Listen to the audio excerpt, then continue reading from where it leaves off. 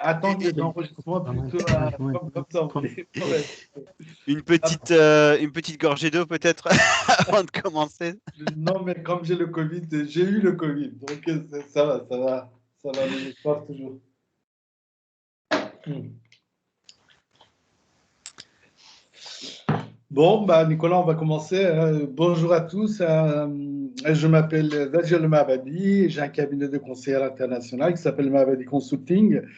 Et j'organise quelques ateliers également pour le compte WTC Rennes-Bretagne. Pourquoi? Parce qu'auparavant, j'étais chef de projet au World Trade Center pendant 5 ans. Je suis également référent stratégie en Bretagne. C'est un projet qui est porté par le MEDEF. Nous avons lancé un club stratégie en Bretagne destiné aux chefs d'entreprise. N'hésitez pas à vous en parler. Voilà, ça, c'était juste pour un petit mot d'introduction. Notre webinaire aujourd'hui est sur l'Afrique de l'Ouest, qui est une zone à exploiter pour plusieurs raisons. Tout d'abord, parce que l'Afrique de l'Ouest a une forte histoire commune avec la France. Elle est majoritairement francophone, ce qui facilite les échanges et la connaissance culturelle. Une région en mouvement et une source essentielle pour la croissance dans des différents secteurs. Les énergies renouvelables, l'agroalimentaire, les technologies, l'e-commerce. On estime la population de l'Afrique de l'Ouest en 2030, 500 millions d'habitants. Les 5 pays les plus riches de l'Afrique de l'Ouest, le Nigeria, le Ghana, la Côte d'Ivoire, le Sénégal et le Mali. Le Nigeria, le potentiel pour devenir un hub de portée mondiale pour l'industrie automobile. Le Ghana sera l'économie la plus dynamique du monde d'après le FMI. La Côte d'Ivoire, c'est comme une étoile montante de commerce international et un poids lourd de la puissance économique de l'Afrique. Sénégal, une terre d'opportunités de l'Afrique de l'Ouest. Le Mali qui continue d'accroître son développement économique. Quand on regarde la cartographie des pays africains, il y a des pays qui sont impulseurs, des pays dynamiques. La Côte d'Ivoire, Nigeria, Ghana, pays à fort potentiel. Cap-Vert, Sénégal, Mali. Pays suivants, Bénin, Burkina Faso, Guinée, Togo. Aujourd'hui, il y a amélioration de l'environnement des affaires et des investissements avec des réformes institutionnelles. Avec différents intervenants, nous allons échanger comment exporter vers cette zone, comment sécuriser notre business, à la fois sur le plan financier et sur le plan juridique. Je laisse Nicolas, tu peux présenter voilà, les 4 intervenants. Merci, merci Vagela. Bonjour à tous. Donc bienvenue à ce webinaire donc sur l'export vers la zone UE-MOA, organisé donc avec Mahabadi Consulting, en partenariat également avec la Banque Populaire Grand Ouest et Natixis. Cet atelier devait se tenir en mars dernier. Dû à la crise sanitaire, on l'a reporté. On voulait le faire absolument en présentiel. Bon, bah, pour le coup, on le fait en distanciel. Nous, donc, bon, nos intervenants, je vais vous présenter dans quelques minutes. Je voulais simplement dire quelques mots sur le WTC Rennes-Bretagne. Nous sommes donc une association basée au sein de la CCI Les Vilaines d'une centaine de membres et partenaires du territoire, donc brétilo-breton, et nous organisons régulièrement des webinaires sur des sujets internationaux. Nous avons aussi quelques expertises déclinées en clubs pays, l'Iran, le Québec-Canada, les USA, le Maroc et le Royaume-Uni. D'ailleurs, Vagiola est notre expert Iran également. Mon rôle au WTC est de créer donc ce lieu d'émulation et d'échange et de faciliter les mises en relation entre entreprises souhaitant se développer à l'international. Le réseau WTC, c'est aussi un réseau mondial appartenant à la World Trade Centers Association, basée à New York. 319 WTC à travers le monde dans 92 pays. Nous sommes une petite dizaine en France et d'ailleurs, nous avons quelques membres d'autres WTC qui se joignent à nous aujourd'hui. Pour plus d'informations donc, sur le WTC, je vous invite à vous rapprocher de moi en fin de webinaire.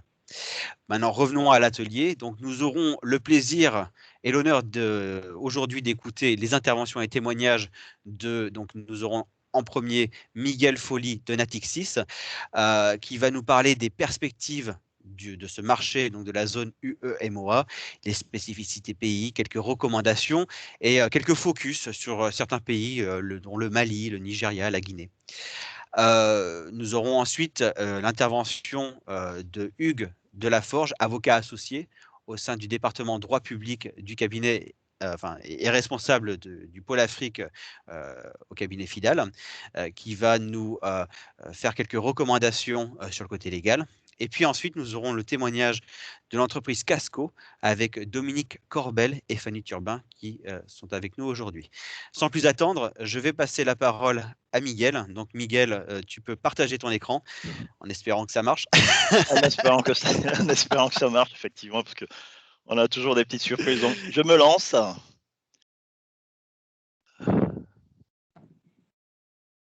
Et la presse. Alors, juste une dernière chose, merci donc de couper vos micros afin de ne pas avoir de bruit parasite et également vos caméras. Cette session est filmée et donc si vous ne souhaitez pas être affiché de façon inopinée, merci de fermer vos caméras. Je te laisse remonter, Miguel. Oui, non, je suis sur la première page. Ah, tu es sur la première page, d'accord. Ouais. Nickel. Parce qu'en fait, bon, la première page, c'est c'est la présentation du. Voilà, je mets en exergue WTC, hein, et ensuite, voilà, je suis sur la page sommaire. Super. Donc, bonjour à tous, merci beaucoup pour votre présence. Donc, je me présente rapidement, je suis Miguel Folly. Donc, je suis responsable de la zone Afrique de l'Ouest chez la banque Natixis. Donc, ma présentation va être découpée en 5 parties. Donc, je vais commencer par présenter rapidement Natixis. C'est important quand même parce que c'est Natixis qui me paye. Donc, il faut que je fasse un peu de publicité pour Natixis. Ensuite, je vais embrayer sur quelques chiffres sur 2020, sur les économies et les banques de l'Afrique de l'Ouest, hein, année 2020, année de pandémie. Donc, on va voir quand même que globalement, la catastrophe annoncée ne s'est pas produite. Hein, et donc, je vais faire un petit focus sur quelques chiffres sur les économies, les banques. Pourquoi les banques? Parce qu'in fine, quand on travaille sur l'Afrique, on prend des risques sur les banques locales. Ensuite, je vais faire un petit focus sur les zones monétaires. Sur l'Afrique de l'Ouest, il y a une zone, on parlait de l'UMOA, donc il y a une zone monétaire qui est attachée à l'UMOA, qui est la zone CFA Afrique de l'Ouest. Donc, je vais aussi en parler rapidement, dire pourquoi ça peut être important. Et puis, la partie 4, c'est un petit focus sur les groupes bancaires. Un peu comme partout sur l'Afrique, il y a une tendance à avoir des groupes bancaires qui sont présents dans plusieurs pays. Et en général, nous, on conseille plutôt de travailler avec ces groupes bancaires parce que, voilà, si on prend l'exemple du groupe EcoBank, EcoBank est aujourd'hui présent dans 36 pays en Afrique. Donc, ça permet, si vous travaillez sur l'Afrique, sur plusieurs pays en même temps, ça permet d'avoir le même correspondant bancaire dans plusieurs pays à la fois. Et ensuite, je vais passer sur le point peut-être le plus important, et comment Natixis peut vous accompagner dans vos activités sur l'Afrique de l'Ouest. Donc, je vais présenter rapidement notre équipe et nos produits.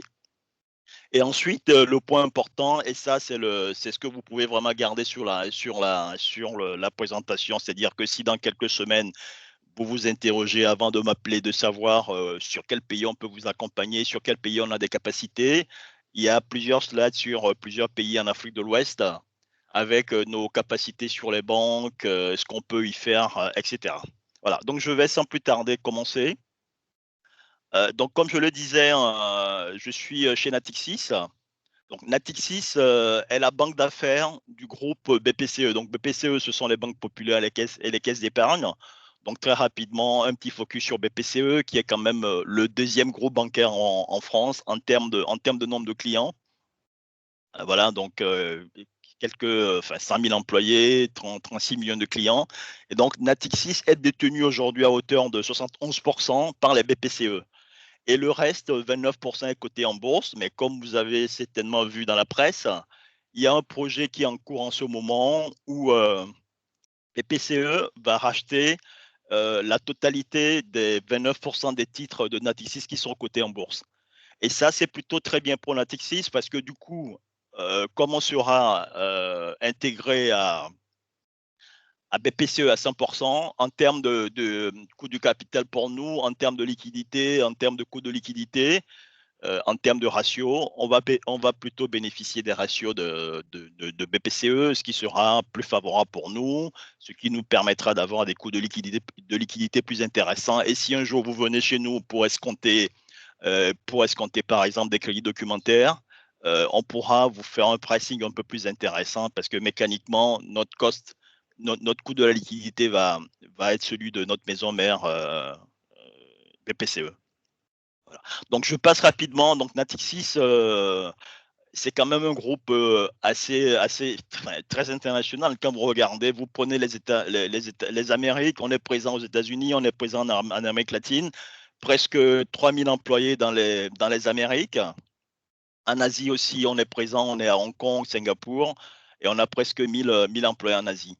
Et donc, voilà, c'est assez intéressant pour vous parce que ça veut dire quoi? Ça veut dire que on peut confirmer des crédits documentaires un peu partout, on peut en faire directement à Paris, on peut en faire en Asie. Et même dans les pays où on verra ça un peu plus tard, même dans les pays où on n'est pas physiquement présent, on a une liste de banques correspondantes assez importante. Si je prends le cas de l'Inde où Natixis n'est pas présent physiquement, on a une liste de banques correspondantes assez importante, ce qui fait que si on doit notifier une de vos opérations à un de vos bénéficiaires qui est en aide, on peut passer par notre réseau assez important de clients, de banques correspondantes en aide pour notifier votre client assez rapidement. Donc ça, c'est toujours intéressant. Bon, je passe rapidement sur Natixis en 2019. On est présent dans 38 pays. Le rating est pas mal, donc je passe rapidement là-dessus. Sur les résultats 2020, je ne vais pas vous embêter trop avec ça. Sur cette page 6, on a la notation de Natixis chez S&P, Moody's et Fitch. Bon, et là, c'est un peu la page à la mode. C'est important en ce moment, tout ce qui est environnement, tout ce qui est ESR. Donc, j'ai laissé cette page pour montrer quand même que Natixis dans ce domaine est quand même assez à la pointe dans tout ce qui est green, sustainable business. Voilà, donc ça aussi. Et puis, intéressant aussi, on est sur Paris 2024, Jeux olympiques, paralympiques, etc. Alors, donc, on a fini sur la partie Natixis. Si vous avez des questions, je serai ravi de répondre sur ça à la fin. On va passer sur le point 2. Donc, quelques chiffres sur les économies et les banques en 2020, année de pandémie. Voilà. Donc, on avait quand la pandémie a commencé, on avait une crainte énorme que en Afrique, ça soit vu le petit retard que l'Afrique a par rapport au système hospitalier, au système de santé. Je me souviens en mars, tout le monde disait quand ce virus va atteindre l'Afrique, sur des pays comme le Nigeria, où il y a presque quand même 200 millions d'habitants, avec une promiscuité assez importante en termes de mode de vie. L'inquiétude en mars 2019 était que, en termes de bilan humain sur l'Afrique, ça va être très très fort, très important. Et heureusement, et ça aujourd'hui on n'est pas vraiment en mesure de l'expliquer, il y a eu plusieurs scientifiques qui se sont penchés sur la question et on n'a pas réussi vraiment à savoir à quoi c'est dû. Les explications aujourd'hui pourquoi le bilan humain en Afrique n'est pas aussi important que ce qu'on peut connaître dans les pays occidentaux. Des gens disent que c'est lié un peu à la température, mais enfin bon, il fait chaud au Brésil aussi. Donc les gens disent c'est la température plus l'humidité. Les gens disent aussi qu'en Afrique, 50% de la population, ce sont des jeunes, donc plus costauds. Et donc, ils ont sûrement la Covid, mais ils sont asymptomatiques. Voilà.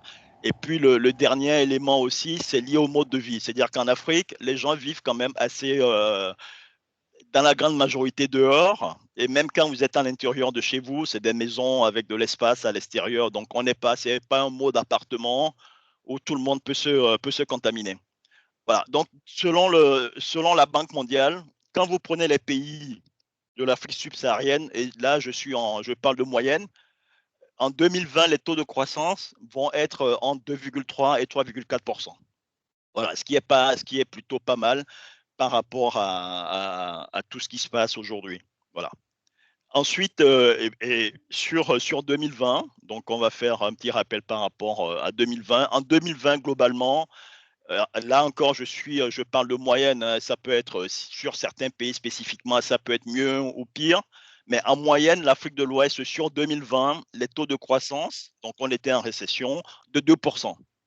Donc 2%, on peut dire que voilà, les pays ont été plutôt résilients parce que si on compare à ce qui s'est passé, ce qui s'est passé dans les pays occidentaux, la récession, donc des taux de croissance de l'économie en baisse étaient beaucoup plus importants. Et même en Afrique, si on va en Afrique australe, côté Afrique du Sud, qui a été un peu plus impactée par la pandémie, la récession sur 2020 était sur des niveaux un peu plus importants. Donc globalement, hein, grâce à Dieu, sur 2020, les économies ont plutôt bien résisté au choc pandémique. Et puis, voilà, on sera sur des croissances en moyenne qui vont tangenter 3% sur 2021, ce qui est plutôt pas mal. Donc, pour vous, si vous avez des projets, si vous avez envie de revenir tout à l'heure, on disait que ben, voilà, les exportateurs repartent. Bon, sur 2021, je peux vous rassurer, les chiffres économiques seront plutôt globalement assez bons. Voilà. Et pour terminer, je vais rejoindre ce qu'on disait en introduction. Dans le lot, il y a certains pays qui vont faire nettement mieux que d'autres. Donc la Côte d'Ivoire, par exemple, la Côte d'Ivoire va faire nettement mieux que le reste, et la Guinée. Et donc la Côte d'Ivoire et la Guinée feront mieux parce qu'il y a une nette reprise de la consommation privée. Et puis, il y a pas mal d'investissements. C'est-à-dire que, par exemple, si on prend le cas de la Guinée, le sous-sol est assez riche et il y a pas mal d'IDE sur la Guinée en ce moment pour exploiter ce sous-sol. Donc, j'ai terminé sur la croissance sur 2021, juste ajouter que cette croissance sera notamment tirée par l'agriculture. Alors, un petit mot pour finir sur la résilience 2020 et puis ce qu'on peut faire en 2021. Je vais dire un petit mot sur les banques. Les banques, encore une fois, c'est important parce qu'effectivement, quand vous travaillez sur l'Afrique, vous devez forcément avoir des banques en local. Vous travaillez avec des banques en local. Et donc, c'est important aussi quand vous choisissez ces banques de faire attention à choisir des banques qui sont plutôt, nous on appelle ça tier one, top tier, des banques qui ont pignon sur rue, qui sont plutôt dans le peloton de tête. Parce que malheureusement, aujourd'hui, il y a encore des faillites de banques en Afrique, ça peut arriver de temps en temps. Donc faites attention à bien choisir les contreparties bancaires locales avec lesquelles vous allez travailler.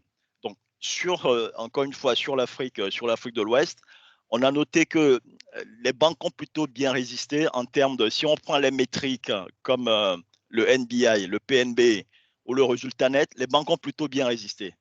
Bon, en revanche, le coût du risque, comme vous pouvez l'imaginer, le coût du risque a explosé. Et donc, c'est finalement quand on applique le coût du risque au résultat net, où on a des baisses qui sont entre 10 et 15%. Et le coût du risque par rapport à 2019, 2020 par rapport à 2019, a presque augmenté de 50%. Voilà. Et là aussi, sur 2021, j'ai commencé à faire des conf calls avec nos partenaires bancaires. Le 2021 devrait, à l'image un peu des économies, devrait plutôt bien se passer. Alors, on va enchaîner avec les zones monétaires. Donc, il y a en Afrique, par rapport à la France, il y a deux zones monétaires qui sont le franc CFA UMOA et le franc CFA Afrique centrale. Bon. Donc, ce qui est important à noter, c'est que les zones monétaires apportent beaucoup d'avantages. Hein, donc, je les cite rapidement. Donc, stabilité des choses de change, moins de vulnérabilité extérieure, intensification des échanges, etc. Et surtout, ce qu'il faut noter sur les zones CFA, aussi bien en Afrique centrale qu'en Afrique de l'Ouest, c'est qu'il y a une parité fixe. Il y a une parité fixe entre le CFA et l'euro. Et c'est assez important parce que moi, je travaille par exemple sur le Ghana ou sur le Nigeria qui ont des monnaies locales uniquement sur leur pays. Et malheureusement, ce qu'on peut voir sur le Ghana ou le Nigeria, c'est que tous les 3-4 ans, les pays sont en crise de liquidité. Voilà. Donc, un petit point négatif sur les zones monétaires, c'est que malheureusement, quand vous êtes dans une zone monétaire, donc on peut le voir sur l'euro ici, mais c'est que chaque pays ne peut plus utiliser, ne peut plus, entre guillemets, faire des dévaluations pour faire face, par exemple, à des chocs extérieurs. Donc, avant l'euro en France, c'était typiquement le cas. La France faisait des dévaluations compétitives pour un peu compenser son manque de productivité ou son retard de productivité entre guillemets entre l'Allemagne. Donc, quand vous faites partie d'une zone monétaire, vous n'avez plus cette possibilité d'arme monétaire puisque la monnaie est commune à un ensemble monétaire, donc à plusieurs pays. Voilà. Donc là, sur cette slide-là, sur le point 3, je donne un peu un peu plus d'éléments sur cette monnaie. Ça a été créé en 1945, c'est payé à l'euro. Et donc, les deux zones en face sont des zones de circulation des biens et des personnes. Alors, pour terminer là-dessus, donc sur le CFA, le CFA Afrique de l'Ouest, donc le CFA UEMOA, il y a 8 pays qui sont membres. C'est quand même pas mal. Et ces 8 pays, très rapidement, vous avez le Bénin, le Burkina Faso, la Côte d'Ivoire, la Guinée-Bissau, le Mali, le Niger, le Sénégal et le Togo. Sur la partie Afrique centrale, il y a 6 États membres aujourd'hui, et qui sont le Cameroun, le Congo, le Gabon, la Guinée équatoriale, la République centrafricaine et le Tchad. Et le petit point à souligner sur la zone CFA CEMAC, Afrique centrale donc, c'est que si vous regardez un peu, sur les 6 pays, 5 pays sont des moyens ou gros producteurs de pétrole. C'est le cas de la Guinée équatoriale, du Gabon, etc. Donc, on verra que économiquement, cette zone, donc je m'éloigne un peu de l'Afrique de l'Ouest, les économies de l'Afrique centrale suivent quand même un peu, sont assez corrélées au cours du pétrole. Donc, vous verrez que bon, voilà, il peut y avoir des petits soucis de liquidité quand le cours du pétrole est assez bas, etc. sur cette partie-là. Voilà. En ce moment, et ça c'est un point très important à noter, il y a un projet en cours, c'est un projet qui a été initié par le président Ouattara en Côte d'Ivoire et puis le président Macron. Il y a un projet qui est en cours pour modifier le franc CFA, mais attention, pour le moment que le franc CFA UEMOA. Donc il y avait pas mal de critiques sur le franc CFA en disant voilà, c'est toujours géré par les Français. On a des banques centrales qui gèrent la monnaie, mais dans ces banques centrales, toutes les réunions sont présidées par des Français, etc. Et puis, le gros reproche qui était fait aussi, c'est que pour assurer la convertibilité et cette parité avec l'euro, la BCEAO qui gère cette monnaie devait centraliser ses ressources en devises, une partie auprès du Trésor français. Donc ça faisait l'objet de beaucoup de critiques en Afrique de l'Ouest et en Afrique centrale en disant voilà, cet argent qui est bloqué au Trésor français pour garantir la convertibilité, ben, on peut utiliser cet argent pour investir dans les économies. Bon, il y avait beaucoup de fantasmes et tout n'était pas vrai, mais bon, pour un peu atténuer ces critiques, le président Macron et le président Ouattara ont décidé 2 choses. Première chose, quand cette réforme sera faite, il y aura plus de centralisation d'une partie des devises de la BCEAO auprès du Trésor français. Donc ce lien est coupé, donc cette critique qui était assez forte ben, sera adressée. Voilà. Et donc l'autre élément aussi, c'est que à partir de cette réforme, il y aura plus de représentants français qui vont siéger dans les instances de la BCEAO qui vont décider du sort de la monnaie. Donc voilà. Donc les 2 critiques qui étaient les plus récurrentes ont été adressées. Et puis pour terminer un peu là-dessus, normalement sur l'évolution de cette monnaie, le nom qui avait été retenu, c'était le nom ECO.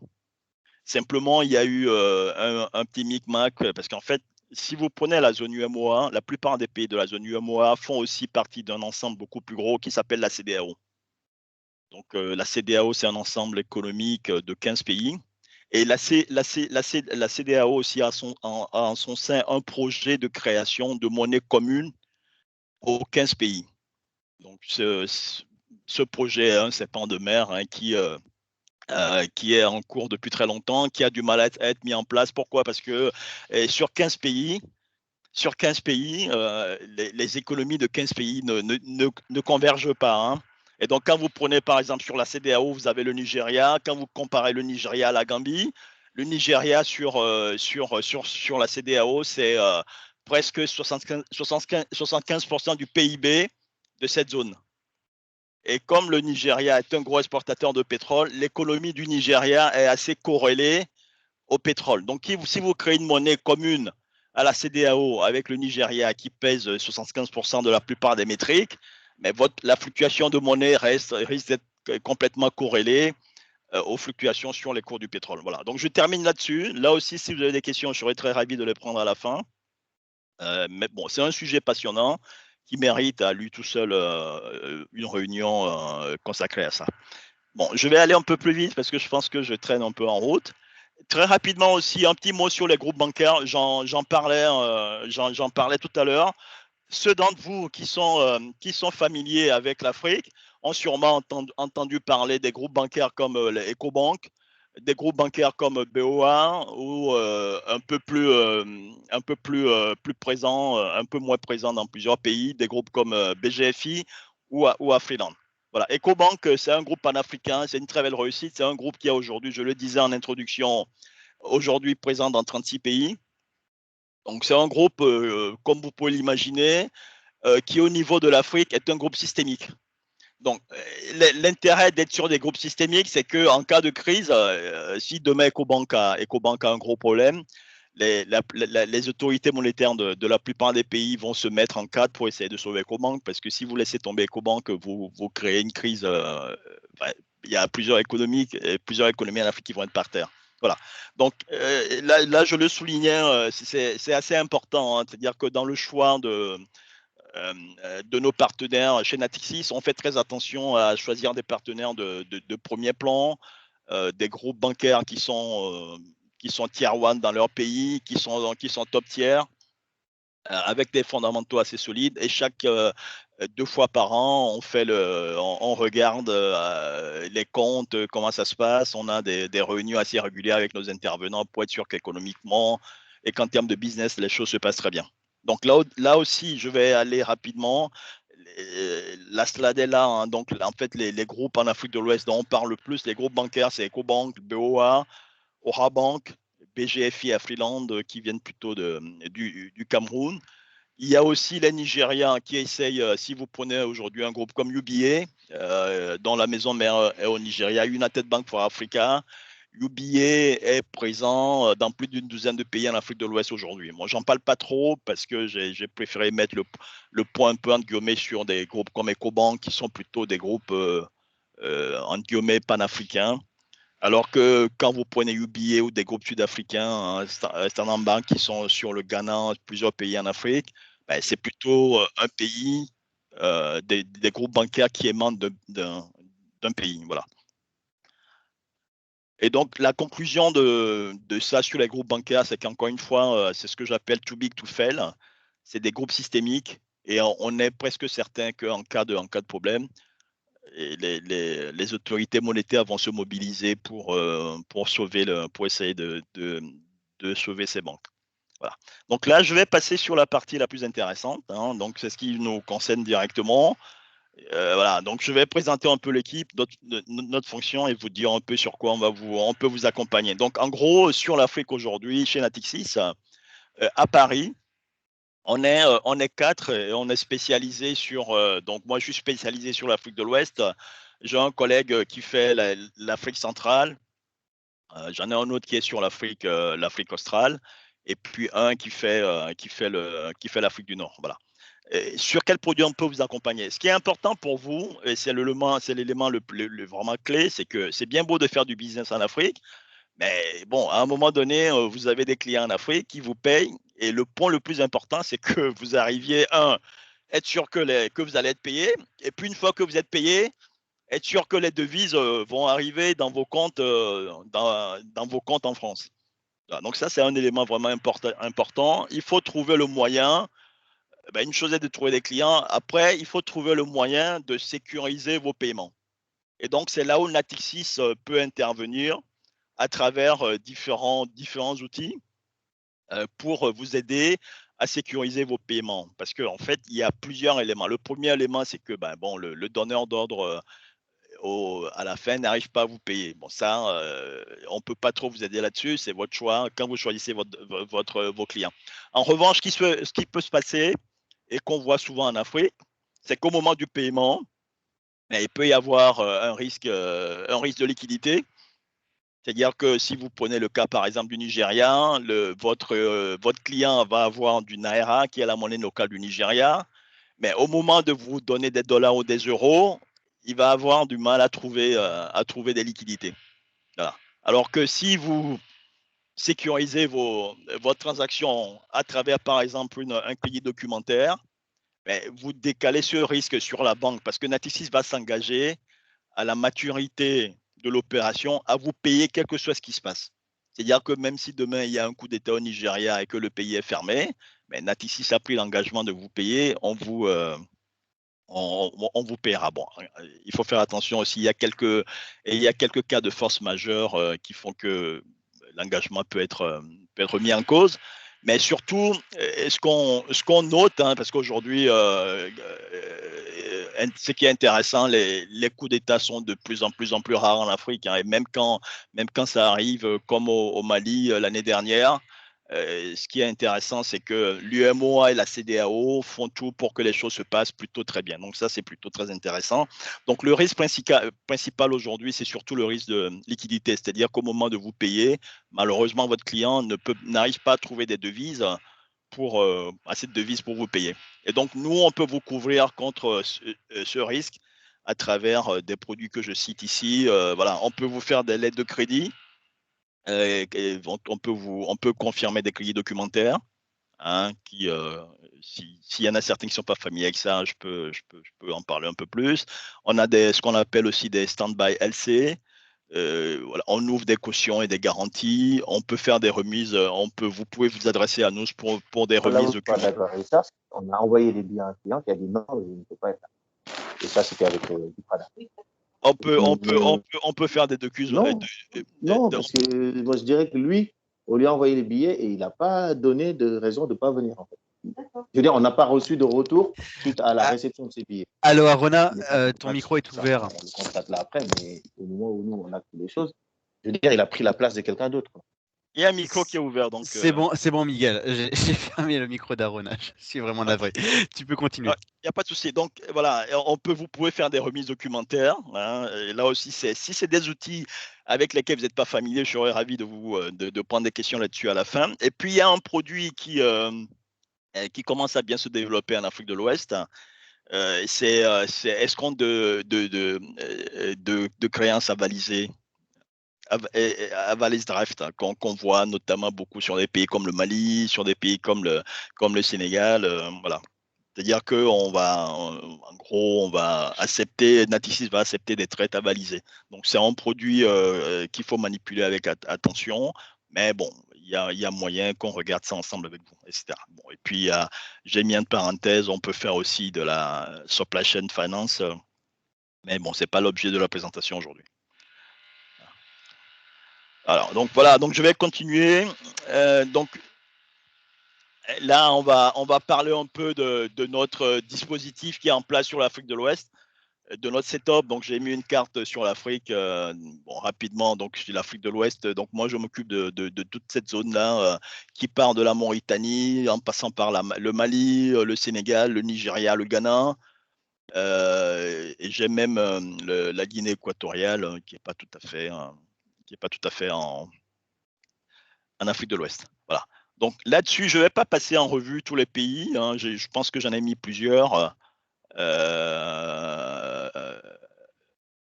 Voilà. Donc on va commencer peut-être par les plus importants. Donc le Nigeria, pour le coup, le Nigeria est un pays assez important de le dispositif. Ils sont 200 millions, gros exportateurs de pétrole. Donc je dis toujours que quand vous êtes sur le Nigeria, si vous arrivez à atteindre 10% de la population du Nigeria, mais sur 200 millions, vous appliquez 10%, ça fait 20 millions. Et 20 millions, c'est à peu près la population de toute la Côte d'Ivoire. Bon, c'est un peu plus, c'est 23, 24. Ou c'est toute la population du Ghana. Donc, en termes de... Voilà, donc ça permet de poser Et donc, le Nigeria est un pays incontournable. Voilà, si vous voulez vous développer en Afrique, c'est pas un pays qui est facile. Et c'est un pays, comme je le disais, ils ont une monnaie, le Naira. Malheureusement, la Banque centrale du Nigeria, c'est pas la Banque centrale de l'Afrique du Sud. Donc, en termes de retour d'expérience sur les crises, c'est pas tout à fait ça. Donc, on se paye tous les 3-4 ans des crises de liquidité sur le Nigeria. Mais enfin, bon, on arrive à bien s'en sortir en choisissant bien les partenaires locaux, les partenaires bancaires locaux avec lesquels on travaille. Donc, on a un setup, un dispositif assez en place sur le Nigeria où on travaille aujourd'hui avec 4 banques et on a un magasin, 6 ou 7 banques qui sont compliant chez nous et donc qu'on peut activer à tout moment si un client vient nous voir en disant par exemple est-ce que vous pouvez m'accompagner sur First Bank of Nigeria? Je dirais bon ok aujourd'hui on n'a rien directement mais c'est une banque qui est toujours vêtée chez nous donc on peut très rapidement étudier votre cas et vous accompagner sur First Bank of Nigeria. Donc là, je ne vais pas tout dérouler, mais si vous voyez, donc on vous dit par exemple, si je prends sur les crédits documentaires, on a des lignes qui sont valables avec United Bank for Africa, Access Bank, EcoBank Nigeria et Zenith Bank Nigeria. Et donc on peut confirmer des crédits documentaires qui sont émis par ces 4 banques. Voilà, on peut, si vous voulez faire émettre en local des garanties de soumission, des performances bonnes. Ben, on a des partenaires locaux. On peut vous demander un pricing intéressant. Comme on travaille beaucoup avec eux, pas plus tard qu'hier, j'interrogeais encore UBA pour un corporate français sur une émission de garantie de garantie à émettre en local. Donc sur UBA, c'est une relation historique de Natixis. On peut vous obtenir des pricing de la banque qui sont sur des niveaux très compétitifs. Donc voilà. Derrière, pays intéressant aussi, important, c'était souligné en introduction, le Ghana. Le Ghana est un pays qui est très adoré par les investisseurs internationaux. Je ne sais pas d'où ça vient. C'est comme ça. Il y a quelques pays comme ça. Et donc, le Ghana est toujours. Le Ghana, à mon avis, est un peu surcoté. Mais bon, toujours est-il que c'est un pays qui intéresse énormément. Obama, quand il a été élu président, son premier voyage en Afrique, c'était pas au Kenya, dont il est originaire, c'était le Ghana. Voilà. Donc le Ghana est assez bien vu. Quand il se présente sur le marché pour lever des fonds, c'est toujours sursouscrit avec quand même globalement des prix assez intéressants. Donc sur le Ghana aussi, on a un dispositif assez complet pour pouvoir vous accompagner. On est en relation avec 4 banques. Voilà, donc là aussi, je ne vais pas trop aller dans les détails. Les slides sont là. Vous pouvez si vous avez une insomnie un soir, vous pouvez regarder et voir tout ce qui est en place pour pouvoir vous accompagner sur ces pays. Voilà. Donc là, je vais dérouler un peu plus rapidement. Donc il y a la Côte d'Ivoire, un pays très important. Les élections se sont déroulées présidentielles plutôt bien. Malheureusement, le Premier ministre est mort. Il y en a un nouveau.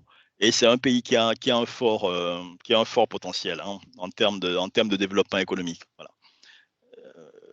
Sur le Sénégal, ce qui est important aussi, c'est que le Sénégal est plutôt un pays très stable. Il n'y a jamais eu de coup d'État au Sénégal. Et l'élément important économiquement, c'est qu'ils ont découvert des gisements très importants de gaz sur la mer entre la Mauritanie et le Sénégal. Voilà. Donc, malheureusement, en Afrique, avoir du gaz ou du pétrole, ce n'est pas forcément un bon gage parce que des fois, mais vu l'historicité sur le Sénégal, c'est des gens plutôt très intelligents et je pense que le Sénégal et la Mauritanie sauront tirer le meilleur parti de ces gisements très, très importants de gaz qui a été découvert en mer. Et donc, par exemple, j'ai appris qu'il y a 10 000 personnes qui sont arrivées sur le Sénégal pour préparer l'exploitation de ces gisements énormes qui vont commencer 2022-2023. Voilà. Donc, si vous cherchez un appartement à Dakar en ce moment, c'est un peu compliqué. Voilà, la Mauritanie, j'en parlais. Ils partagent ce gisement presque à part égal avec le Sénégal. Voilà, le Mali, on en parlait aussi. Voilà, on voit beaucoup d'opérations sur le Mali. La Guinée, pays aussi sur lequel je travaille énormément, pays avec un sous-sol très très important, avec des capacités en agriculture assez dingues et même des capacités pour faire des barrages hydroélectriques parce qu'il y a des cours d'eau un peu partout en Guinée. Donc, c'est un pays qui est vraiment à fort potentiel. Hein. En Guinée, vous tournez, vous jetez n'importe quoi, ça pousse au bout de 2 mois. Voilà. Donc, pays avec fort potentiel. Le Togo aussi est un pays qu'on voit à ce moment beaucoup, qui en termes de réforme est assez publicité un peu partout. J'ai vu des études passer l'autre fois où on disait que sur l'Afrique de l'Ouest, le Togo était un des pays un peu les plus réformateurs. Hein. Voilà. Ça m'a étonné un tout petit peu, mais bon, ce sont des études officielles. Donc le Bénin, on en parlait, voilà. Donc sur tous ces pays, encore une fois, on peut vous accompagner sur des produits comme les crédits documentaires, sur des émissions de garantie, on peut regarder des cases de supply chain finance. Donc encore une fois, à la fin, vous aurez mes contact details. Et donc, quand vous avez des idées, n'hésitez pas à m'appeler, n'hésitez pas à nous appeler. Si vous, ne serait-ce que vous êtes vraiment très en amont sur un projet et vous voulez avoir des insights sur le pays que vous avez choisi. Nous, on voyage assez régulièrement sur l'Afrique. Avec nos conversations avec les patrons des banques, on est assez au courant de ce qui se passe sur les secteurs qui sont en développement, les secteurs qui sont un peu targetés par les différents gouvernements. Donc, même très en amont sur vos projets, n'hésitez pas à m'appeler, ça me fait toujours plaisir. Et donc, je pourrais vous donner des nouvelles assez fraîches de là où vont les pays un tout petit peu. En plus, à chaque fois qu'on y va, on rencontre on va à l'ambassade, les conseils économiques, etc. Donc, le croisement de toutes ces infos fait que globalement, on est assez au courant de ce qui se passe. Voilà, j'espère que je n'ai pas été trop long. A priori, j'ai terminé. Donc, vous avez une page contact. Bon, je n'ai pas mis le téléphone de tout le monde, hein, mais voilà, si vous m'appelez sur problématique sur l'Afrique australe, sur l'Afrique du Sud, par exemple, je vais vous introduire mon collègue Vincent Chiron, qui est en charge de l'Afrique du Sud. Voilà. Donc là, si moi j'ai terminé, si vous avez des questions, je me ferai plaisir d'y répondre. Voilà. Merci beaucoup, Mickaël. Effectivement, nous avons quelques questions que nous poserons en fin de webinaire. Encore merci. Présentation très riche, beaucoup d'infos. Est-ce que tu penses qu'il serait possible qu'on partage la presse avec nos participants? Oui, bien sûr. Voilà. On est bon. Sur les prêts, il y a tout un processus chez Natixis. Donc, ce qui s'est passé, c'est que cette presse a été checkée par la compliance interne de Natixis. Donc, il n'y a aucun souci. La compliance interne de Natixis a donné son quitus sur cette presse. Donc, vous pouvez la partager avec. Parfait. Je t'invite donc à arrêter le partage. Voilà, je le fais tout de suite. Je te remercie. Et donc, nous allons maintenant passer la parole à Hugues de la Forge. Alors, Hugues, je vais charger votre présentation.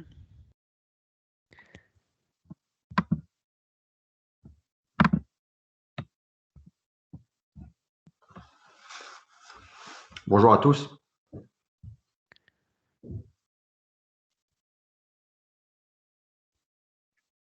Et normalement, Hugues, tu devrais voir la présentation maintenant. Très bien. Et donc là, j'ai la main, normalement. Alors, je t'invite, dans ces cas-là, à prendre la main sur la présentation. Oui, prendre super. le contrôle. Parfait. Alors, non, pour le coup... Ah ouais, c'est bon. C'est bon, tu l'as. C'est bon.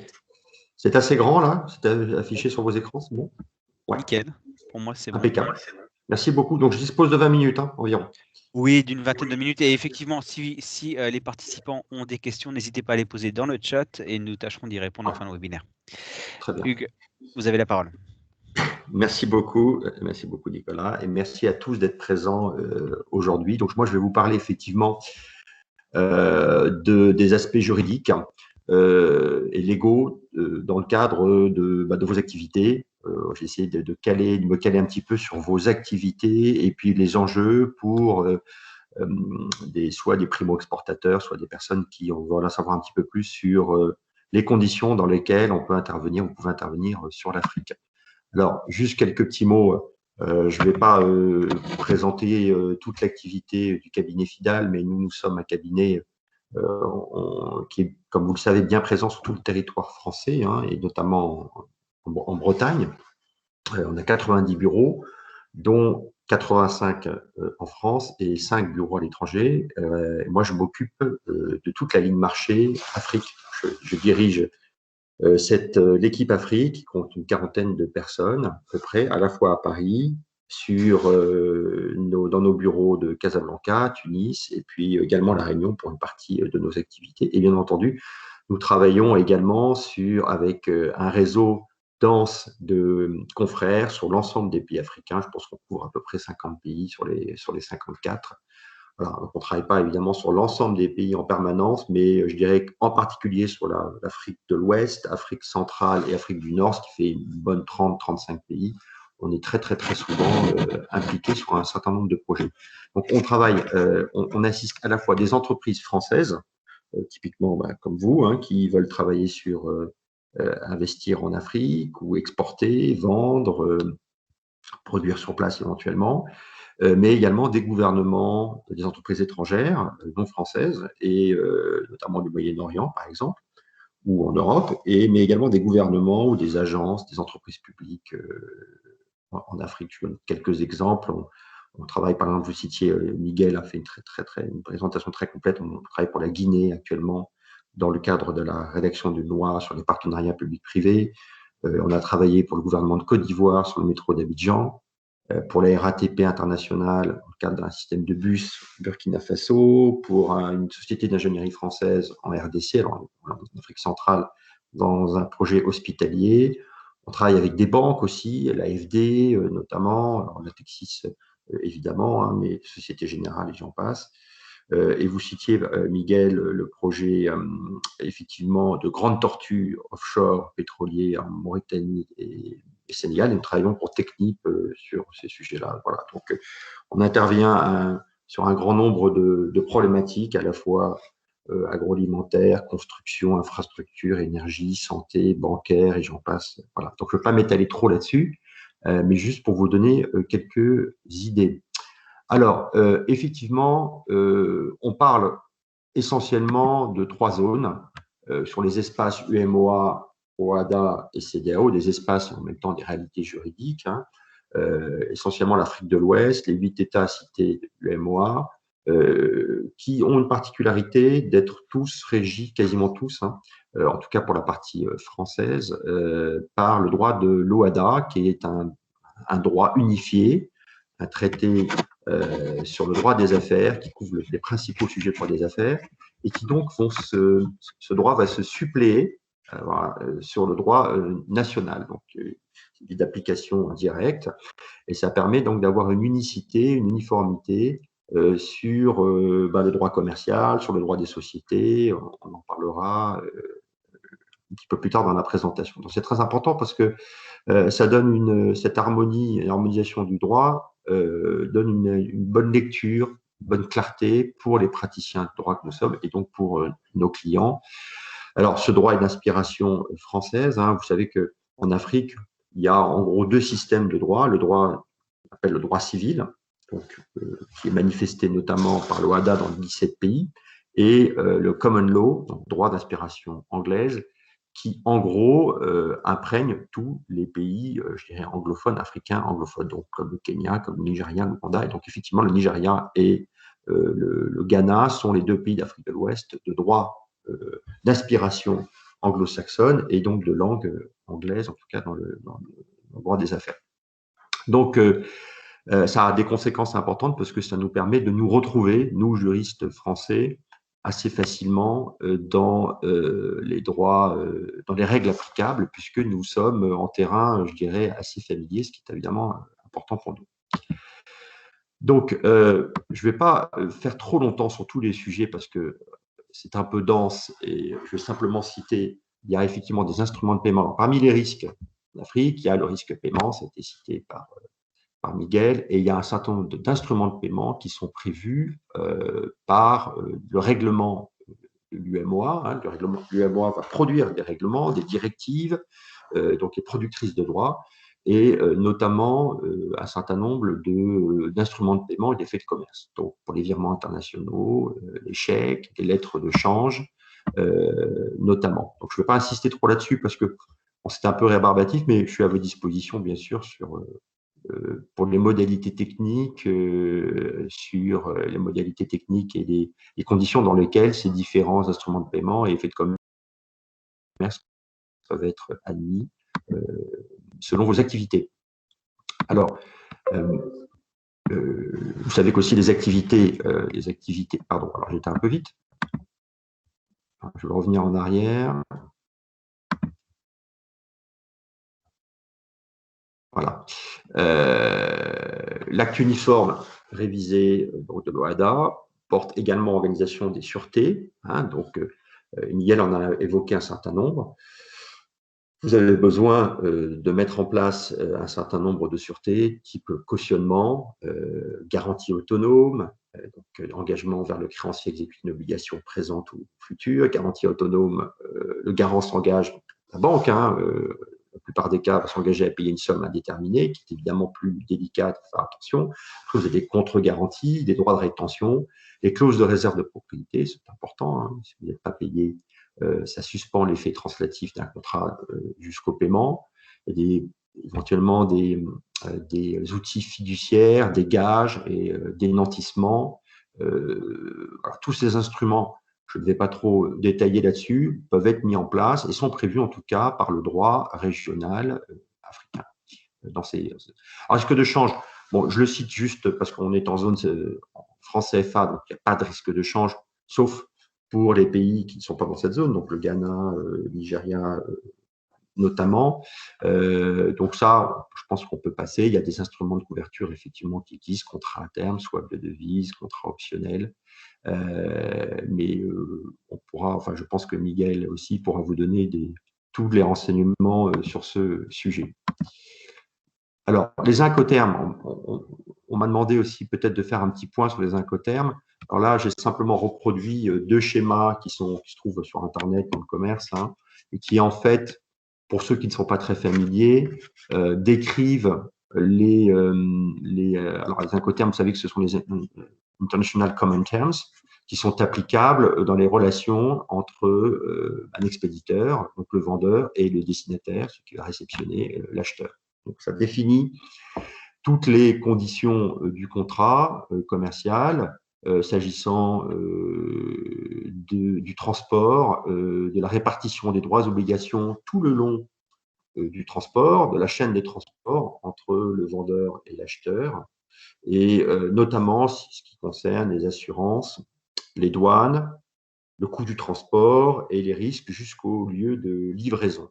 Donc, de Ex-Works, donc on appelle XW, jusqu'à DDDP, Delivery Duty Paid.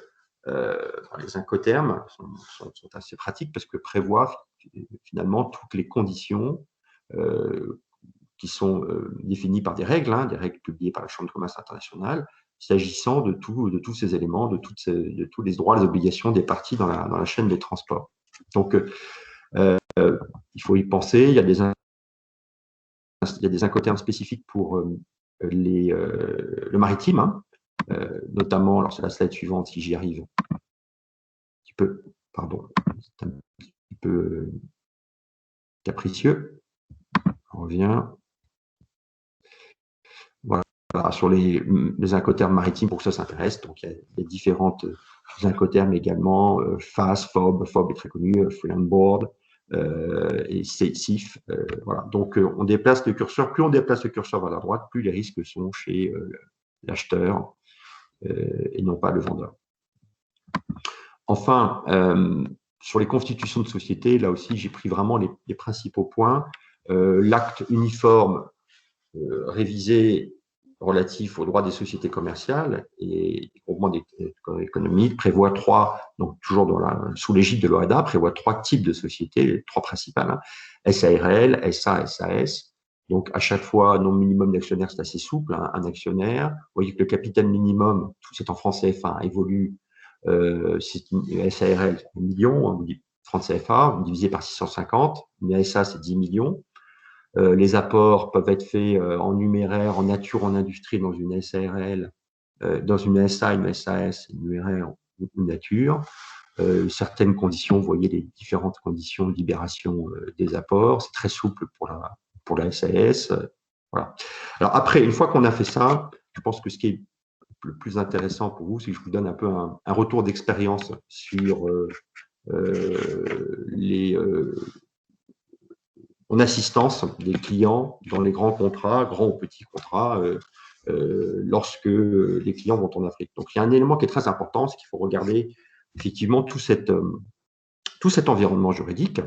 Donc, il vous faut évidemment faire assister un juriste interne ou d'un avocat. On est à vos dispositions pour ça, notamment sur le code des investissements. Est-ce qu'il y a des traités internationaux? C'est le cas entre la France et la plupart des pays africains, les traités bilatéraux sur l'investissement, si vous faites un investissement, les traités qui peuvent permettre une protection de ces investissements, si jamais l'État a des idées d'appréhender ou de vous exproprier et autres. Donc, tout ça sont des éléments très importants parce que ça permet de bien définir le cadre dans lequel on intervient, notamment s'il y a un litige et si on doit aller de préférence, évidemment, à la médiation de conciliation, mais si nous devons aller à l'arbitrage international, je recommande évidemment d'opter dans toute la mesure du possible pour des forums arbitraux, pas devant les juridictions nationales, à quelques exceptions près, dont par exemple la CCJA, qui peut être un forum arbitral régional tout à fait intéressant. Il y a un certain nombre d'éléments clés dans votre contrat que vous devez vérifier. D'abord l'offre, bien entendu. Alors ça, ce sont des aspects qui ne sont pas uniquement spécifiques à l'Afrique, mais je dirais que comme les négociations sont longues sur l'Afrique, il est important de bien cadrer un certain nombre de choses. Votre offre, combien de temps elle dure, est-ce qu'elle peut être renouvelée, les conditions dans lesquelles l'offre est acceptée, peut être renouvelée, etc. Le client, la définition du client n'est pas toujours évidente, notamment quand vous êtes dans des marchés publics ou des parties publiques. Donc, bien faire les recherches de KYC sur les clients, la capacité de paiement, est-ce que le client était en défaut et autres. Je crois que c'est aussi extrêmement important.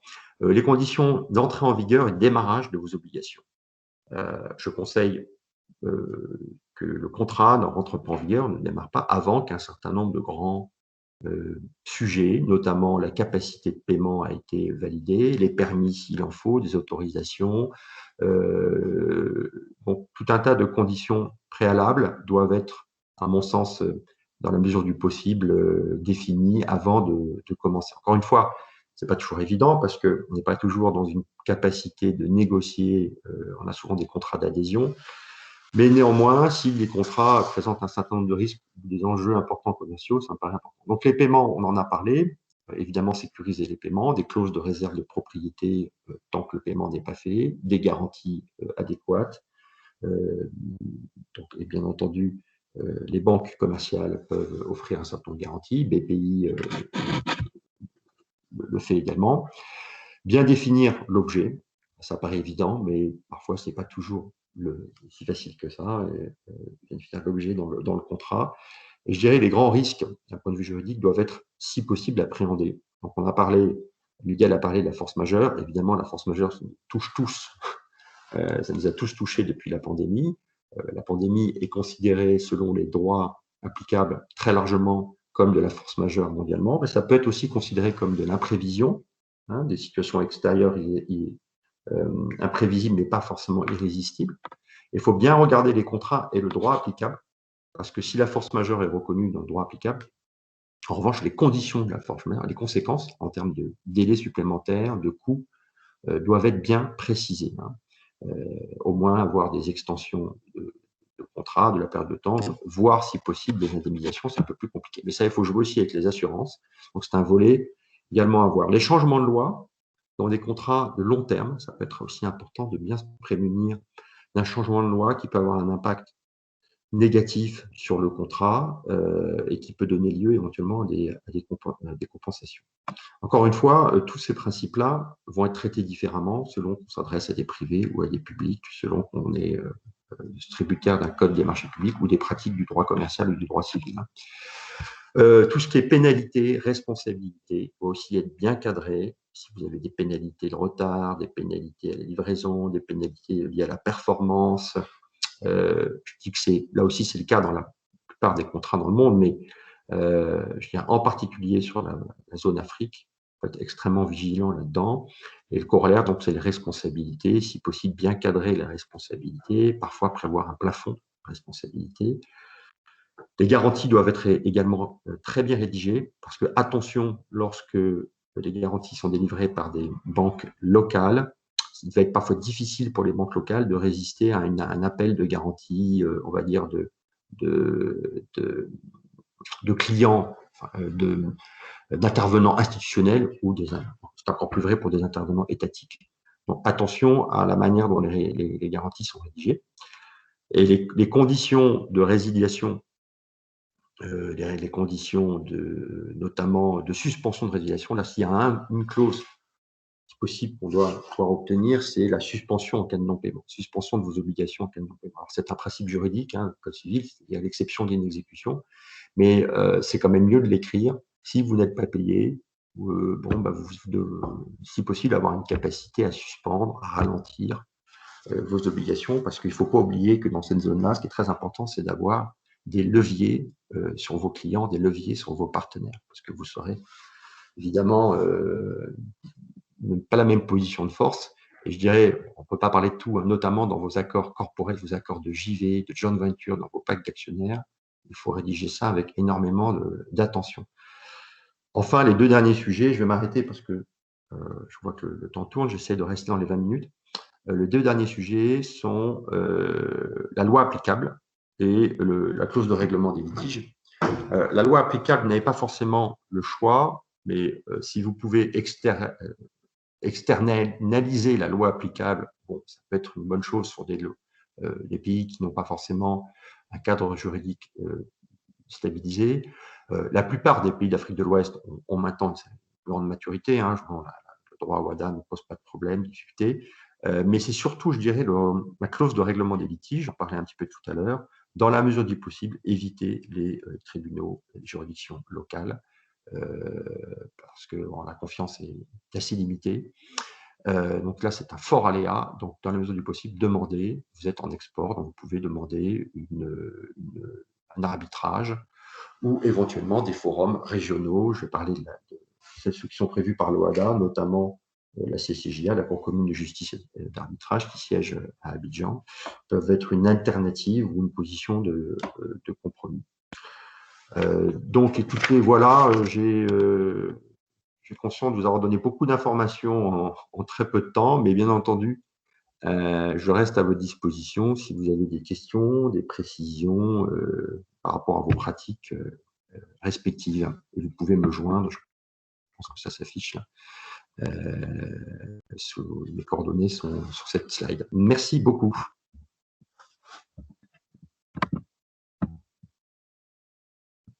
Merci beaucoup, Hugues. Présentation très complète, effectivement. Je dois reprendre le contrôle de la presse. Oui. Voilà, c'est bon. Merci encore. Je vais maintenant passer la parole à Dominique Corbel et Fanny Turbin, qui vont nous faire donc un retour d'expérience. C'est vrai qu'au WTC, nous aimons bien avoir l'expertise, puis illustré par des retours d'expérience. Annie également, si tu es toujours présente, n'hésite pas à présenter en fin de webinaire brièvement tes prochaines activités au sein du Club Afrique de la CCI, donc des Côtes d'Armor. Il faut savoir que le WTC travaille main dans la main avec la CCI, donc des Côtes d'Armor, notamment son Club Afrique. Dominique, je vais donc mettre en ligne votre présentation et puis je vous laisserai le soin de prendre la main. Bonjour à tous, donc je suis Dominique Corbel de la société Casco. Je suis responsable plutôt sur la partie financière et je vous présente Fanny à mes côtés qui est responsable au niveau du commerce. Bonjour à tout le monde. On ne voit pas la présentation, Nicolas? Ça devrait s'afficher sous peu. La voici. Donc, Casco est spécialisé dans l'import-export de tout commerce et principalement sur l'Afrique depuis plus de 25 ans. Donc, nous sommes là pour vous apporter notre témoignage concret de ce que nous pratiquons au quotidien Nous avons vraiment commencé par des petites quantités en 96, en achetant par exemple un conteneur par mois via un interlocuteur qu'on avait sur Rennes, une agence intermédiaire. Et au fil de l'eau et au niveau de la confiance également, on a fait un conteneur par semaine, puis un conteneur par jour, puis plusieurs conteneurs par jour. Et aujourd'hui, vous allez voir que nous faisons des volumes vraiment très, très importants. Donc 2001, création de l'entreprise. Le but était aussi de travailler des gros volumes pour pouvoir diminuer les coûts du fret sur l'envoi de nos marchandises à l'étranger. On diversifie également l'activité, d'où l'obtention du certificat bio en 2017. Et nous sommes très fiers de l'intégration de notre entreprise au sein du réseau Produits en Bretagne, qui pour nous a de très belles valeurs, que ce soit en termes de RSE ou pour le développement du travail dans la région. Et en 2020, nous avons travaillé pour obtenir le label IFS, qui est un gage de qualité et de sérieux dans notre activité et qui prouve une certaine légitimité dans le domaine. On est une petite équipe de 4 personnes avec Fanny et Marie, que vous voyez sur la droite, qui sont responsables au niveau de l'organisation de la logistique, du positionnement des conteneurs, du chargement des marchandises, du commerce et évidemment de toute la partie liée au traitement des liasses documentaires, tout ce qu'on appelle communément le commerce international, avec l'importance qui a été signalée précédemment du choix des incoterms, par exemple. On a également Damien, qui est responsable comptable au niveau international, et donc moi qui suis plus spécialisée dans la négociation pour trouver les besoins de financement du BFR et toutes les négociations avec les banques ou les assureurs crédits. Pour vous donner quelques idées des volumes que nous traitons, on a fait à peu près 700 conteneurs là, sur l'année 2020. Et notre chiffre d'affaires se situe en général entre 50 et 70 millions d'euros. Bon, je ne vous cache pas que l'année 2020 a été impactée, comme beaucoup d'entreprises, par l'effet Covid. Mais comme ça a été dit précédemment aussi dans les témoignages, l'Afrique n'a pas été tellement impactée. Nous, ça a plutôt été sur les ventes qu'on développait avec les industriels français ou la restauration collective, par exemple, en clients finaux ou le catering aérien. Donc nous avons, on est plutôt spécialisé sur l'agroalimentaire, donc volaille. Nous avons pris participation dans 2 abattoirs en Bretagne, un à Carhaix et l'autre à Plouray. Donc au niveau des répartitions de nos achats volailles, il y a une grande majorité quand même, un peu plus de la moitié, donc qui provient de nos usines et quelques autres petites, puisqu'on est spécialisé, nos usines sont spécialisées dans la poule de réforme, mais on fait également, vous allez voir, un peu de dinde, poulet et autres. Mais aussi, on fait également des achats donc en Allemagne, en Hollande principalement, et puis une partie donc au Royaume-Uni. L'idée étant aussi de ne pas avoir tous les œufs dans le même panier, d'avoir plusieurs fournisseurs pour ne pas être dépendant d'un fournisseur. Et le fait d'avoir acquis des filiales, c'était aussi l'idée d'intégrer la filière et de sécuriser nos approvisionnements. Ce sont 2 usines qui emploient plus de 60 personnes. Donc voilà un peu, on a trois grosses parties famille d'articles, donc une partie poule. Donc ça, c'est vis-à-vis des volumes, hein, volume quantité, donc grosse majorité sur la poule, poisson et puis dinde. Mais si on devait refaire le même graphique sur le chiffre d'affaires, le poisson prendrait plus de 50%. Le poisson représentait sur le bilan 2020 en valeur plus de 22 millions d'euros de chiffre d'affaires. Ce qui nous amène à devoir négocier des encours justement importants avec les banques, parce que on peut charger une cale entière de poissons et devoir payer rapidement l'équivalent de 3 millions d'euros, ce qui nécessite de faire appel à nos partenaires et de gérer des encours conséquents. Donc là, on vous a mis un petit peu les différents pays sur lesquels on traite. Donc on est très présent sur le Bénin et le Ghana, que ce soit sur la volaille ou le poisson. Et puis après, donc, nous faisons un peu de Togo. Donc on a aussi une partie un petit peu importante donc, sur l'Afrique centrale. Et puis après, voilà, sinon, c'est des petits pays, c'est des petits volumes, mais qui sont quand même existants et réguliers sur d'autres destinations. Alors, ce qu'on peut vous dire pour ça au niveau financier, c'est que sur le Bénin, c'est ce qui a été expliqué, c'est une parité fixe avec le CFA. Donc là, il n'y a pas d'histoire de couverture. Par contre, sur le Ghana, nous travaillons en devise, en dollars. Et là, moi, je conseillerais fortement de négocier avec les salles des marchés des banques pour mettre en place des couvertures. Sinon, le risque de change est vraiment très, très important. L'aspect qu'on peut dire aussi, c'est qu'avec certains pays, il faut faire attention parce que régulièrement, leurs banques peuvent manquer de devises. Et nous, c'est arrivé à plusieurs reprises. Souvent, c'est des périodes l'été, au mois d'août. Les banques centrales n'ont plus de devises. Donc, votre client vous apporte la preuve que lui, il a bien réglé votre facture. Il est débité. Mais vous ne recevez pas les fonds. Ça nous est arrivé dans plusieurs pays, le Bénin, le Ghana, ça m'est arrivé aussi au Gabon, malgré qu'on avait en place des remises documentaires. Et là, il faut vraiment avoir quand même de la trésorerie sous le coude et ne pas stresser. Il faut vraiment suivre les choses de près et ça se passe bien. Sur notre activité export, je vous ai mis un petit schéma un peu pour vous parler des incoterms. Nous, on utilise donc principalement l'incoterme CIF, donc coût, fret et assurance, parce que voilà, le partenariat est fait depuis longtemps. Après, sur des clients, que ce soit des nouveaux clients ou des clients sur lesquels on va avoir peut-être moins de volume, là, nous travaillons exclusivement en Xworks avec prépaiement pour être sûr voilà, de recevoir les fonds. Le choix de l'incoterm, c'est vraiment primordial pour la maîtrise des coûts et des risques. Et ça détermine aussi, il y a énormément d'impact sur le prix. Et si vous choisissez mal l'incoterm, vous pouvez perdre vraiment même plus que votre marge. Donc, c'est important de se renseigner. Et ça peut être intéressant aussi de faire appel à des professionnels, d'échanger avec des transitaires dont c'est le métier. Et c'est vraiment sécurisant. Tout à fait. On vous a mis pour illustrer un petit peu comment ça se passe. Donc, c'est au port de Cotonou, notre plus grosse destination. Donc, un peu comment ça se passe. Donc, là, vous avez sur votre droite l'arrivée du bateau qui est déchargé sur le port. Et après, donc, ça arrive chez notre client dans ces installations frigo. Donc, soit les clients viennent chercher directement dans les frigos, donc soit en voiture, soit à mobilette, et puis sinon c'est vendu sur les marchés locaux. Et vous allez reconnaître les 504 bâchés de notre enfance ou pour certains de l'enfance de leurs parents. Donc voilà un peu donc les produits qu'on peut faire, sachant que chaque produit a un peu sa spécialité, son pays. Ça c'est vraiment un produit qui est travaillé que sur l'Afrique centrale.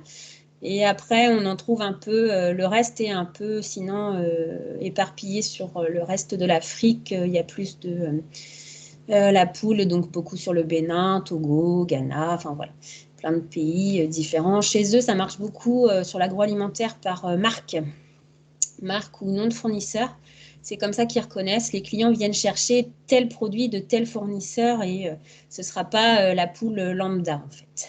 Et c'est pour ça qu'on a créé la marque Poule Diamant, que vous voyez, la poule en sachet, là, qui est aussi bien présentée que quand vous achetez des poulets packs en grande surface. Et l'idée, on a conceptualisé l'étiquette, enfin Fanny s'est occupée de ça, avec des gens sur place qui nous ont bien fait comprendre que les couleurs, le choix du logo, c'était très important parce que il ne faut pas oublier que beaucoup de gens ne savent pas forcément lire et ils reconnaissent le visuel du produit. Ils savent que ça va être un gage de qualité, qu'ils vont avoir un certain grammage et que le produit va être sain. C'est très important pour eux aussi. Et nous, Casco, au fil des années, nous avons développé de nombreuses marques pour créer un partenariat important, tant avec nos fournisseurs pour assurer la qualité qu'avec les clients. Je vous ai mis aussi également un petit peu de photos sur les différents types de poissons. Donc pêchés en haute mer, soit en cale complète bateau ou soit par conteneur, donc qui sont appréciés là-bas. Donc on peut reconnaître notre joli maquereau, la dorade, voilà ce qu'on mange également. Donc on a eu l'opportunité, si je puis dire, de faire plusieurs également conteneurs de matériel ou autres divers et variés biens produits. Donc, on a exporté pour notre client en particulier, qui était en train de refaire ses installations, donc des Fenwick, toute une partie de matériel agricole pour qu'ils essayent de aussi, eux, produire en local. Les panneaux solaires, du tissu en provenance de Chine, des aliments, du vin, enfin voilà, plein de choses divers et variés. L'idée, c'était aussi de vous faire comprendre que Casco, même si on a une PME, on est capable de s'adapter à tout type de produit et de vous aider à la commercialisation. Il faut bien se dire que des produits comme le vin, on a aussi envoyé des voitures, c'est très réglementé. Et donc, on a des personnes à l'interne. On a Marie qui est très calée pour gérer justement tout ce qui va être l'approche technique et légale pour pouvoir exporter ces produits-là.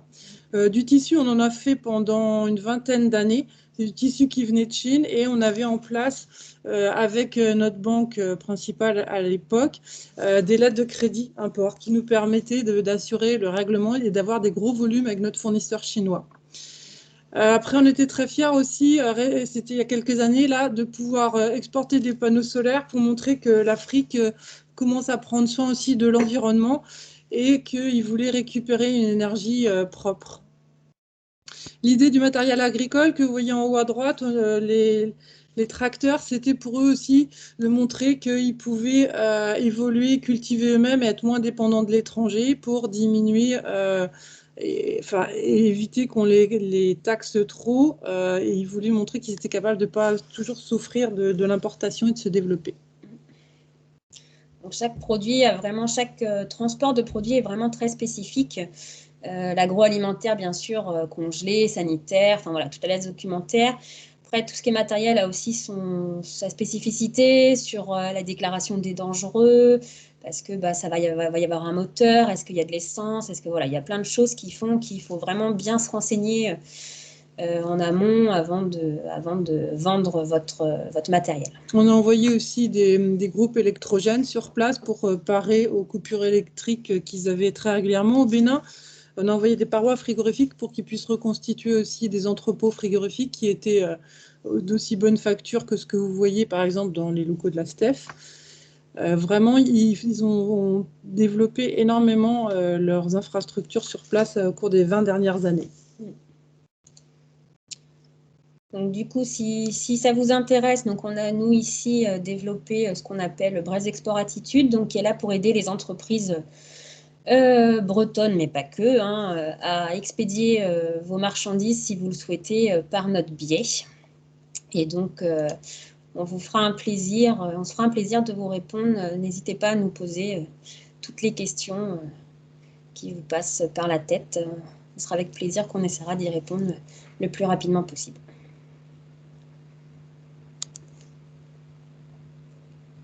Voilà. Merci à vous deux. Donc, une expérience terrain, effectivement, sur la zone. Je vais donc laisser le soin aux participants de poser leurs questions dans la partie chat. Et pendant ce temps-là, si Annie, tu pouvais dire quelques mots sur le Club Afrique. Tu disais tout à l'heure, Annie, que Dominique et Fanny et leur entreprise donc, sont membres du Club Afrique, hein, c'est bien ça? Oui, c'est vrai. Oui. Le Club Afrique donc, a été lancé il y a 2 ans à l'initiative de la CCI des Côtes d'Armor. Donc, c'est une action vraiment CCI Côtes d'Armor. Je dis ça pour ceux qui connaissent Bretagne Commerce International.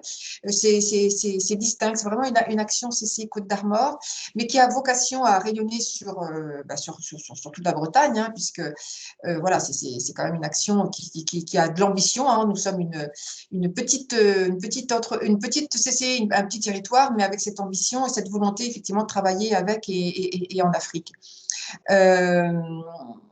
Ça a été lancé sous l'impulsion de la direction générale qui avait notre directeur qui venait d'arriver, qui avait déjà un réseau de contacts et de partenaires en Afrique, notamment au Sénégal et au Congo-Brazza, et qui avait envie de continuer à faire vivre ce réseau et à continuer à faire profiter donc des entreprises. Parallèlement à ça, il y avait aussi quelques exportateurs connaissant bien l'Afrique qui avaient envie aussi de partager leur expérience pour inciter, aider, motiver d'autres entreprises à y aller ou à y aller en confiance. Et puis parallèlement à ça, il y avait aussi la volonté de créer une dynamique dans notre département. Voilà.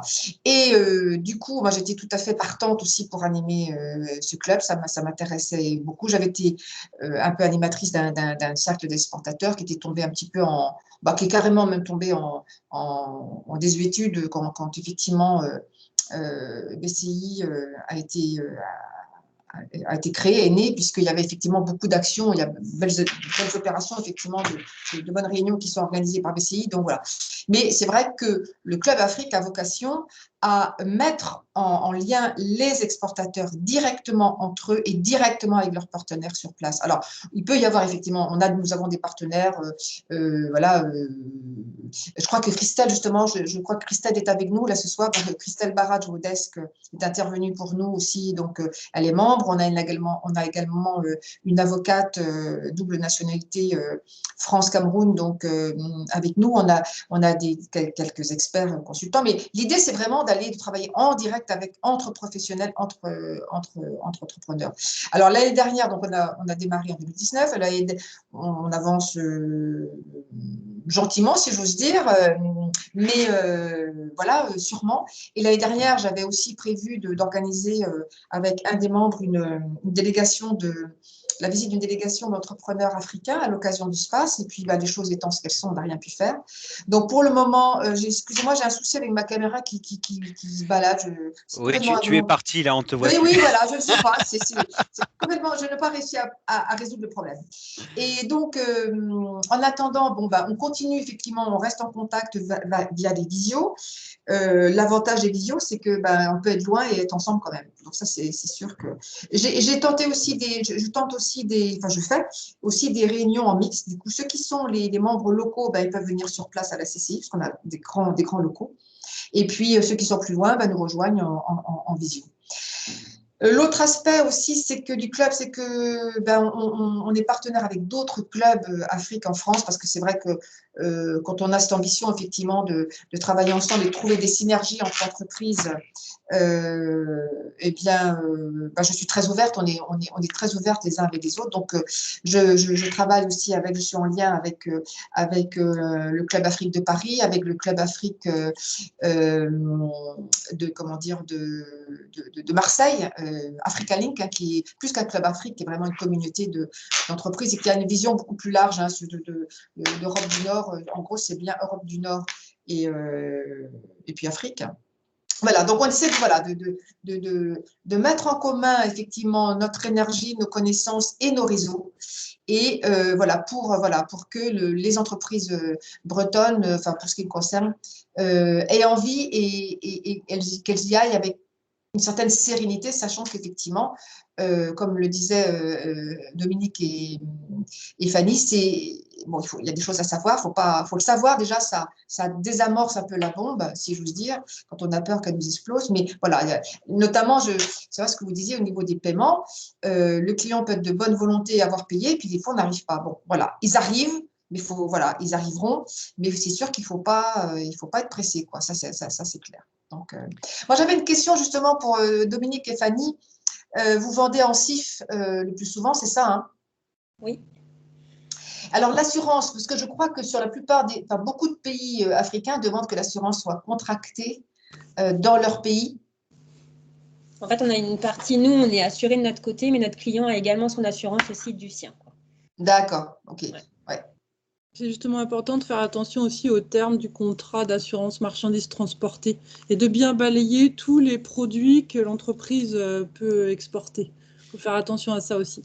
Si on a une nouvelle activité, il faut penser à la déclarer parce que même si ça peut paraître implicite, en cas de problème, ça peut faire bizarre, quoi. Ouais. C'est vrai que en règle générale, concernant l'international, je dirais que, je le dis d'ailleurs souvent, il n'y a pas de place à l'improvisation et à l'à peu près. Il faut absolument prendre le temps en amont de tout préparer, de tout valider, vérifier, valider. Et c'est peut-être ça, non. Et je crois que les intervenants Monsieur Laforge de chez Fidal ne pourra que approuver mon propos, c'est qu'il faut être absolument très précis. Tout ce qu'on écrit, il faut être très précis. C'est pas environ, tous les termes doivent être très précis pour ne laisser la place à aucune interprétation possible ou une brèche dans laquelle pourrait effectivement se faufiler l'assureur qui pourrait dire finalement bah non, c'était pas prévu, ou le client qui vous dit ça c'était pas prévu dans le contrat, et faire absolument relire. Vous pouvez éventuellement en termes de contrat effectivement rédiger votre contrat vous-même sur la base mais toujours le faire relire au moins par un expert qui va connaître les termes qui s'appliquent dans le pays effectivement où vous traitez quoi.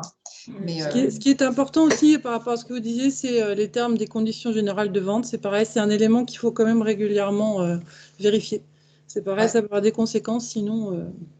Ou à défaut, avoir des conditions particulières, auquel cas on fait effectivement des conditions particulières, on détaille un contrat de vente, ou si effectivement si c'est régulier, un contrat de distribution d'agent. Mais voilà, il faut vraiment être très, très, très précis. Ouais, oui, et ne pas hésiter à consulter des pros, comme vous dites, avocats. Les banquiers sont très bons conseillers aussi dans ce domaine-là. On a toujours besoin de leurs conseils pour mettre en place des garanties. Je pense que la consultation d'un avocat coûtera de toute manière moins cher qu'un problème à l'arrivée, qui coûte excessivement cher en temps, en énergie et du coup en coût et en image. Donc, il faut pas voir ce que ça coûte, il faut voir ce que ça évite, ce que ça rapporte en fait, et ce que ça évite des insomnies, ça évite des insomnies, oui, c'est clair. Ouais. Effectivement, peut-être l'un des meilleurs conseils quand on parle d'international, c'est que l'à peu près n'existe pas. Il ne faut pas que l'à peu près existe, plutôt. Et c'est-à-dire se préparer toujours. Vagiola pourra en parler pendant des heures également. Et effectivement. Il y a Alain Nicolas. qui pense, oui, Alain qui Nicolas, peut-être avant que vous donniez le mot de la fin, c'est vrai, j'ai relevé dans le témoignage de Fanny et de Dominique quelque chose d'intéressant, à savoir l'absence de liquidité à la Banque centrale. Effectivement, pensez quand vous êtes à l'export, donc à faire des crédits documentaires irrévocables et confirmé, parce que c'est la confirmation qui va couvrir le risque pays, le risque de non-transfert. Et sachez que ces choses-là, comme l'a expliqué Miguel, on peut vous aider en région, puisque chez Banque Populaire Grand Ouest, on a un service international à Nantes de 20 personnes. Et on traite que ce soit de l'import, de l'export, de la mise en place de garanties internationales. Tout à l'heure, Fidal, Hugues parlait de performance bond. C'est des choses que l'on sait faire. Des SBLC également, des garanties stand-by. Et avec l'appui de Natixis, puisque je dirais que Miguel, sur l'Afrique de l'Ouest, est notre bras de levier. Nous nous servons des outils de Natixis pour aller à l'international, mais on traite également en local et puis on essaye d'apporter le maximum de conseils à nos clients et prospects sur la région Grand Ouest. Autre point aussi important, comme disait Dominique, c'est le risque de change. C'est un point extrêmement important parce que dans le négoce ou même dans d'autres activités, les marges sont très réduites et il suffit que la volatilité de la devise n'évolue pas dans le bon sens et vous perdez plus que votre marge. Donc, sur ce point-là, on a une salle des marchés également à Nantes et on peut vous couvrir sur toutes les devises transférables, comme le dollar, la livre sterling. Et lorsque les devises ne sont pas transférables, quelquefois, on peut faire d'autres systèmes comme le NDF. Donc, c'est à voir au cas par cas. Je vous rends l'antenne. Juste pour revenir, excuse-moi Nicolas, sur le Club Afrique, on a une rencontre fin avril avec le réseau Bretagne Solidaire. Je les connais depuis peu et je pense qu'il y a vraiment des choses. Je pense que le terme, le fait qu'il y ait le mot solidaire dedans, peut-être ils sont mieux connus ou alors on les connaît en tant qu'une organisation plus à volet, avec des aspects humanitaires, mais ils font vraiment des actions économiques. Et du coup, j'ai pensé je pense qu'il y a effectivement des liens, des synergies que l'on peut trouver entre nous. Donc on va on organise une réunion le 29 avril. Ils vont se présenter, ils vont présenter ce qu'ils font et comment ils fonctionnent. Ils travaillent, ils sont financés par l'AFD, donc c'est pas neutre. Ils arrivent à lever des fonds sur des projets qui ne sont pas faramineux. Donc je pense qu'en plus, ils sont vraiment à dimension des entreprises bretonnes. Ils ont notamment un projet là, sur la filière lait, également sur la géolocalisation. Donc je pense que ça peut intéresser pas mal de nos entreprises. Là sont des exemples, mais au moins qu'ils soient connus parce que c'est un partenaire, je pense, important pour les entreprises bretonnes à l'international et notamment en Afrique. Voilà. Merci Alix. Donc, sinon, si vous êtes intéressé par le programme, vous le demandez à Nicolas. Hein, j'ai envoyé le programme à Nicolas, donc il peut vous le transmettre. Il faut que je le retrouve. Et si tu pouvais me le renvoyer dans le mail de remerciement, on est donc arrosé par des mails. Et d'ailleurs, je vous prie de m'excuser déjà des mails que je peux envoyer, effectivement. On a une activité très chargée. Vagiola, est-ce que tu as d'autres questions? Non, mais en tout cas, moi, je voulais féliciter tous les intervenants, donc aussi bien Miguel, Hugues, et j'ai beaucoup apprécié les mots qui ont été cités, bien définir l'objet de contrat, les forces majeures. J'ai beaucoup aimé le témoignage de Dominique qui parlait effectivement manque de devises dans ces pays. C'est vrai que effectivement, ça, c'est un élément qui est important. Tout ça roule bien. Mais de l'autre côté, il n'y a pas assez de financement pour que le projet puisse mieux avancer. Ça, c'est quelque chose qui est assez fréquent. Hein, d'accord. Donc, qu'ils soient en Afrique, qu'ils soient effectivement dans le pays de Golfe, c'est où il y a des tensions et ça peut effectivement impacter, je dirais, les entreprises. Et voilà, l'aide de crédit, effectivement, on a déjà parlé à plusieurs reprises. Et le contrat, le droit d'applicable aussi dans un pays, quand même, c'est quelque chose qui est très implicable. Comme elle a dit Annie aussi, il faut vraiment bien regarder, bien lire. Comme il disait, l'objet de contrat, c'est pas quelque chose qui est non négligeable. Voilà, on fait habituellement des réunions assez fréquemment. Et quand on travaille à l'international, c'est vrai qu'il y a plein de choses. On a envie d'aller vite. Et du coup, voilà, quand ça arrive à l'instant T, effectivement, on n'est pas suffisamment de force pour confronter nos problèmes. Donc, effectivement, moi, je pense qu'on peut remercier l'ensemble de tous les intervenants. L'offre a bien cadré. Et puis, voilà, Nicolas, donc, je te laisse dire si tu as envie de dire quelque chose. Bien, en tout cas, comme Vagiola l'a dit, hein, merci à tous et merci aux intervenants. Merci également aux participants. Si vous souhaitez donc avoir des informations supplémentaires sur le WTC ou le Club Afrique, n'hésitez pas à vous rapprocher de moi. Je vous mettrai en contact avec les bonnes personnes. Si vous également souhaitez des renseignements complémentaires sur les activités de notre ami Vagiola, qui donc a son cabinet de conseil de développement à l'international, n'hésitez pas à vous rapprocher de lui. Je remercie une nouvelle fois nos partenaires, notre cher partenaire, donc la Banque Populaire du Grand Ouest et par conséquent donc Natixis. Encore une fois, merci Alain pour ton soutien dans tous nos projets. Je vous quitte en vous disant que notre prochain atelier aura lieu mercredi de la semaine prochaine, mercredi. C'est donc l'épisode 3 de notre série consacrée sur le Brexit. On y parlera normes, un sujet assez complexe et un autre sujet très dense également. Nous avons également un autre atelier le 22 avril pour nos primo importateurs et exportateurs. C'est une série d'ateliers que nous organisons avec Bretagne Supply Chain et le Club Achat 35. Et nous parlerons donc de comment bien acheter son transport justement. Et c'est un atelier plutôt à destination des primo exportateurs et importateurs, car eh bien, nous reverrons donc les fondamentaux. Sur ce, je vous souhaite une excellente journée et vous remercie une nouvelle fois d'avoir participé à cet atelier. Merci. Merci à toi. Merci, au revoir. Merci de à bientôt. À bientôt. Merci, à bientôt. Au revoir.